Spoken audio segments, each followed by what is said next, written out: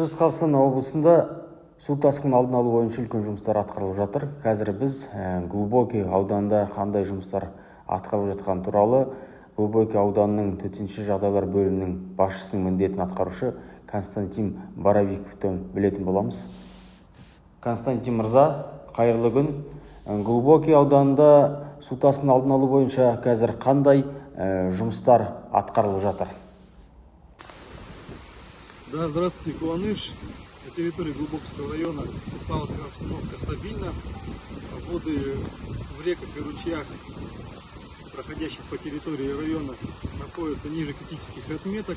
Силы и средства гражданской защиты и МИО мобилизованы для проведения паводковых работ в случае обострения ситуации.